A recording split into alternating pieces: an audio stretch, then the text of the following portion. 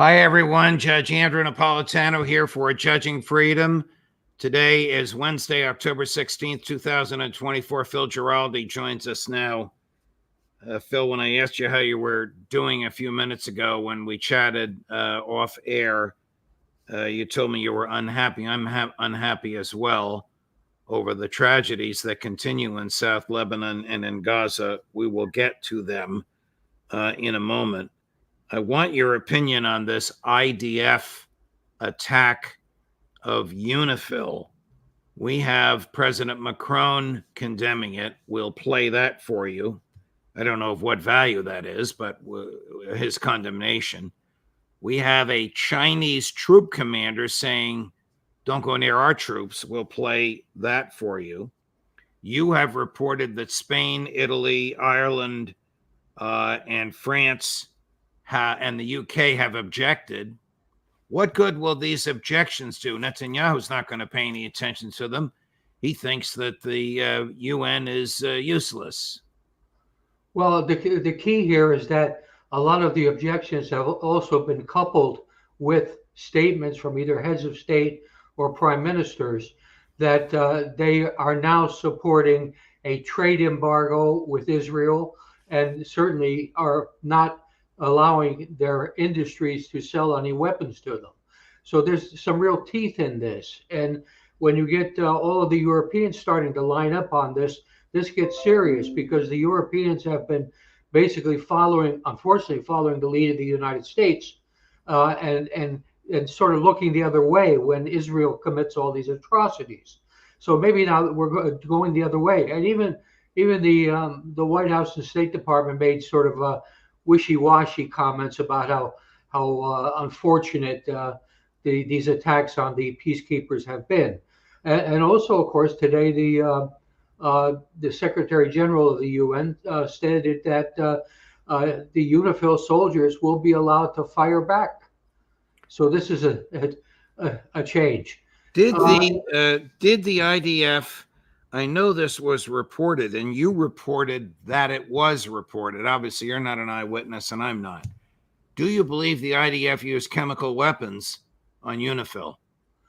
Well, the reporting is pretty strong. It says that they smashed in through the gate, used an armored vehicle to smash in through the gate of a base for UNIFIL, and that they appear to have used chemical weapons because there were 15 soldiers inside the base. I believe they were Indonesian, actually, who became ill.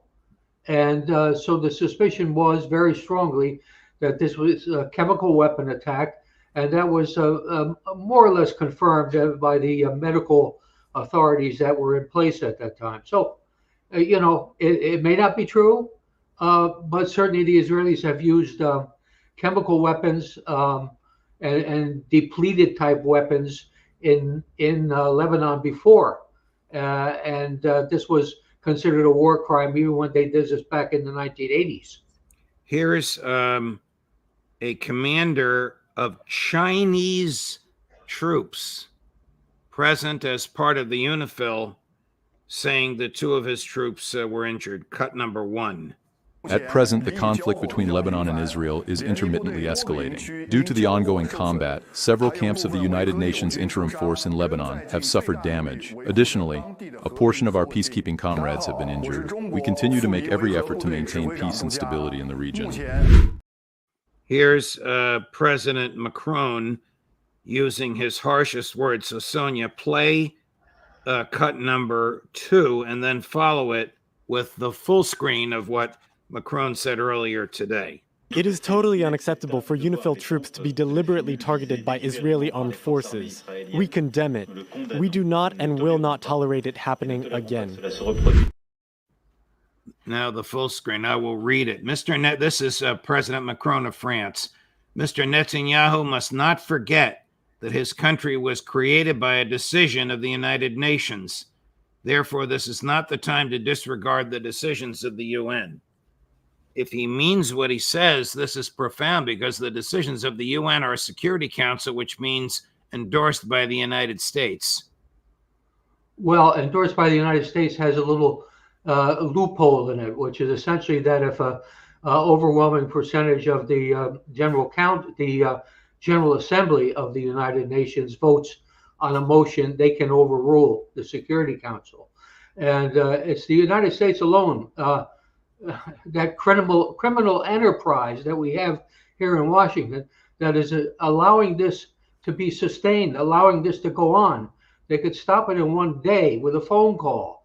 One of the few statements that Donald Trump makes that's basically correct, that we could have cut off weapons to Israel. We should have cut off weapons to Israel months ago, and now all of a sudden this thing is turning into a monster. And Netanyahu is promising to take steps against Iran in the next 3 weeks, which may involve, God, we have U.S. troops on the ground in Israel now.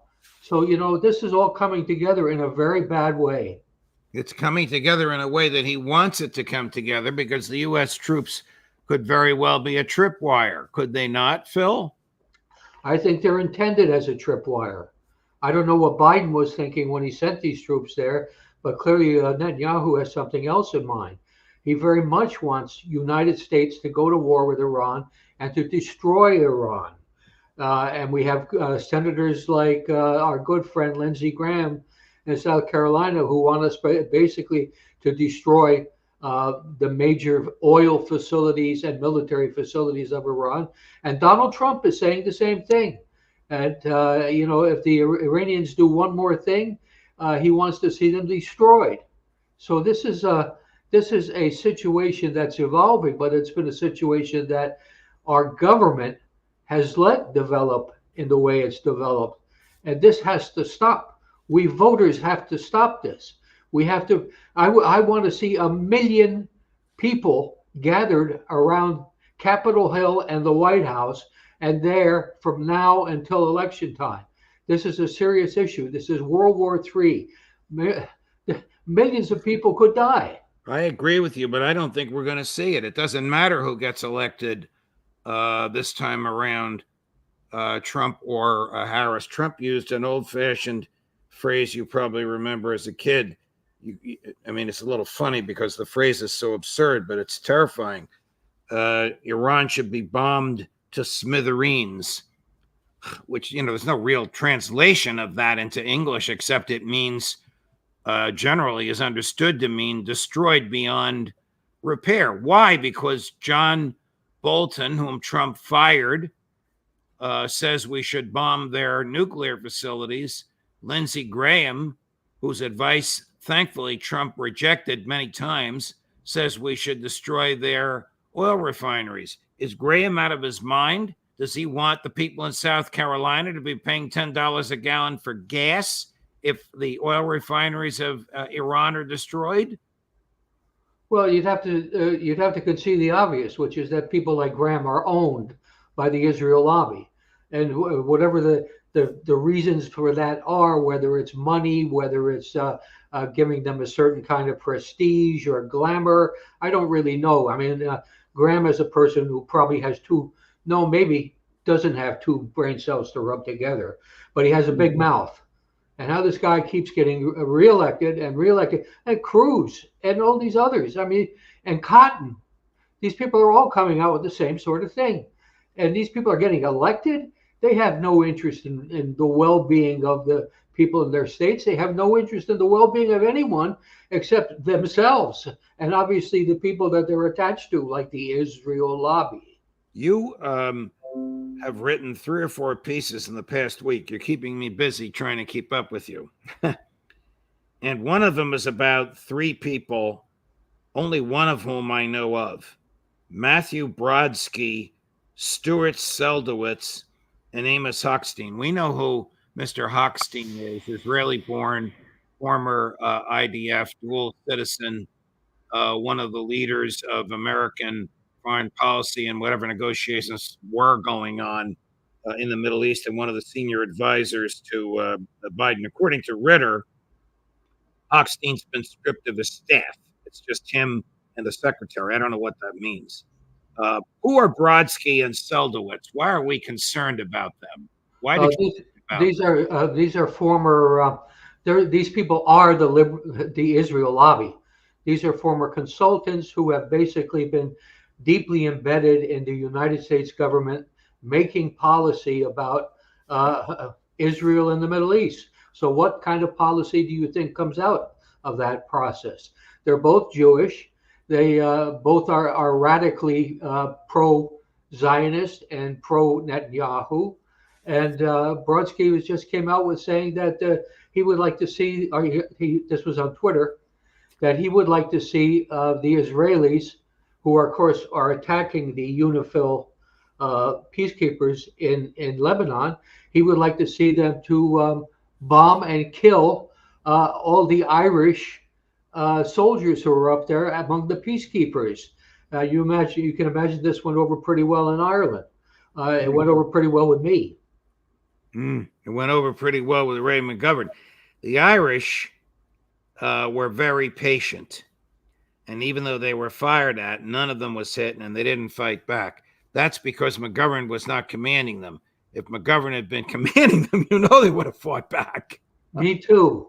We shouldn't laugh at it. We're laughing because Ray is such a wonderful character. But this is very serious. What do you think Netanyahu's plans are with respect to retaliation against Iran, and what can he do without the United States helping him? Those are two separate questions. What are his plans? What do you think he's up to? Well, he basically cannot defeat Iran all by him. Iran and Iran's friends in the Middle East all by himself. So his plan is he has to get the United States into the game, and into the game means that the United States would have to be somehow coerced into doing the heavy lifting, the bulk of the fighting. Now, how do you do that? Well, you do that by attacking something in Iran or something associated with Iran in such a fashion that Iran is required to retaliate. And when they retaliate, this hope on the part of Netanyahu, I imagine, is that some of the Americans that are now stationed around military installations in Israel will get killed. And that will be the cause of the war, of America entering the war to defend Israel, to help Israel in its hour of need. You can hear the stuff just gushing out of the Washington Post and the New York Times. Poor little Israel, again, the victim. This is the Holocaust all over again. So let's go in and really take it out on Iran. And this is where it's going. And that's what Netanyahu wants. And that's what will Russia do if Netanyahu gets what he wants? Well, I think that's still up in the air. Some people that you've had on your show and also elsewhere in the media are saying one thing, and some people are saying the other. Some are saying that Russia would be playing a cautious game and wouldn't necessarily get that deep into it. And others are saying that Russia is basically in the same sense that the U.S. is giving guarantees to Israel. Russia is kind of at the point of giving guarantees to Iran. So this could be interesting. And of course, China's not out of the picture either. Were you surprised to learn that some of the UNIFIL troops were Chinese? Apparently 400 of them are. The fellow that we had on a few minutes ago is their commander. Yeah. Yeah, actually, I didn't know that. And most of them are Europeans, apparently, because they're the ones that were closest to the action and were brought in first. But apparently it is really a multinational force, and it reflects world opinion, or it impacts on world opinion when you start shooting these people who are there on a peace mission. Here's the president of Iran seated next to President Putin at the end of last week, cut number 3. We have many opportunities now. We should help each other in many areas. Our viewpoints and positions in the world are much closer to each other than to those of others. God willing, we will take part in the BRICS summit and will do everything to sign agreements that will allow beneficial mutual cooperation. Larry Johnson thinks they actually signed a defense pact right then and there, not in public. Ritter thinks they're delaying signing it because Putin is advising restraint, but Putin will not advise restraint if Iran and the United States unload, if Israel and the United States unload on Iran. Has Netanyahu stated that he will not attack oil refineries or nuclear facilities? That's still apparently up in the air. It's clear that that was under discussion when he was talking to Biden on the phone. And there are a couple of reports, which you've probably also seen, saying that Biden came off the phone swearing. So the discussion probably did not go well. The question is, how Biden's got an election coming up in 3 weeks, or rather his party does. And he certainly will do everything in his power to win that election by avoiding anything that will tilt the balance against him when the voting actually takes place. And this is why I wrote an article that suggested that, but on Netanyahu's side, he might be thinking of something like an October surprise to tip that balance. And what might Netanyahu do as an October surprise to tip the balance in favor of Trump? Well, let's just put it this way. The Israel lobby is almost certainly the most powerful foreign policy lobby in the United States, has a lot of money, has a lot of media connections, media ownership. There are all kinds of things we can do to shift the balance maybe just enough to take a tight election and turn it towards the party that is seen as more strongly and enthusiastically pro-attacking Iran and maybe doing whatever Israel wants. This has been Trump's history. So let's consider that. I mean, that's the original October surprise was kind of in that nature, was the hostage crisis at the Iranian embassy. Right. I mean, today Bill Casey would have been arrested under the Logan Act for what he did. But anyway, he delayed the release, or persuaded the Iranians to delay the release of the American hostages kept in or confined in the Iranian embassy until after Reagan was elected. If you recall, they were actually released at the moment Reagan was inaugurated. That's the first October surprise. Since then, we always wait for one. Would Netanyahu actually endorse Trump? I don't know that would get him a single vote. Probably not. He probably would have AIPAC and that crowd do certain things subtly to move the needle towards Trump. No? I don't think he would have to do anything as blatant as an endorsement. There'll be sort of, articles coming out in various places in the maybe the week or two before the election itself, which are hinting that maybe there's certain character flaws, maybe some Epstein material leaking out about Donald Trump, that kind of thing. It wouldn't take much to tip it, just like the original October surprise. I mean, basically, it was a minor thing, wasn't it? Yeah. It wasn't exactly like the hostages deal was burning a hole in the heart of every American. This was just something that added a little fuel to the fire. Well, who does AIPAC want? I mean, Vice President Harris's husband and children are Jewish. She claims she wouldn't do I don't know why she said this, but she did. She wouldn't do anything different than Joe Biden did.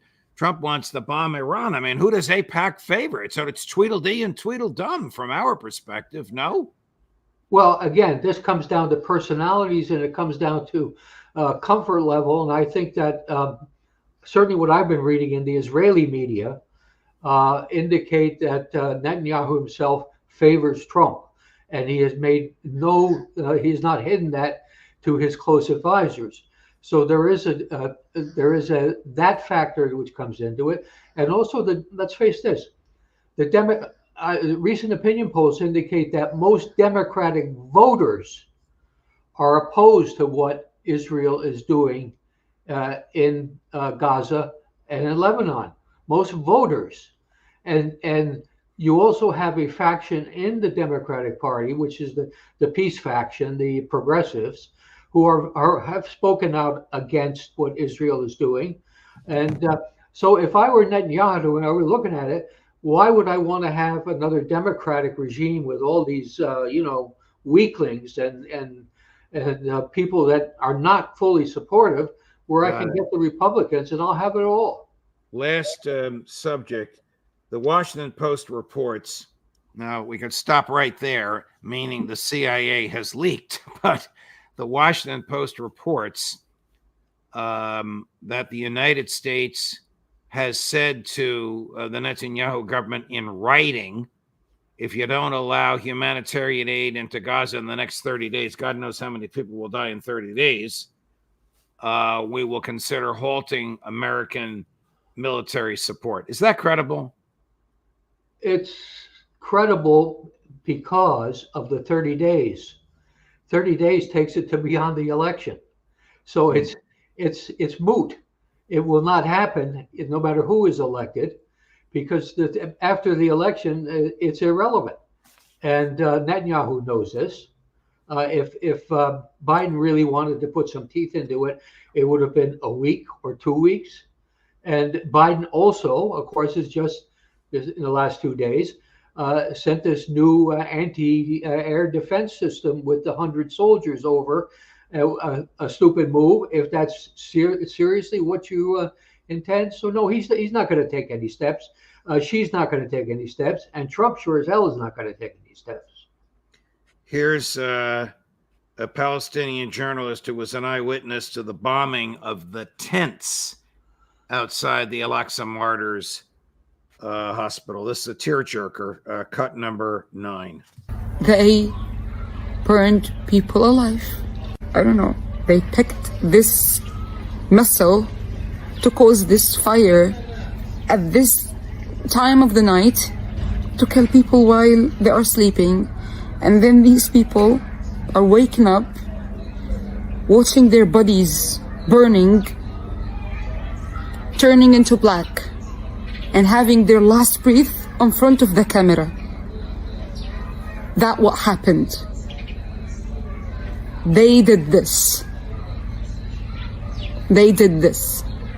I know that you will not be able to watch the videos, to watch the pictures, to hear them screaming while they are burning and no one can do anything for them.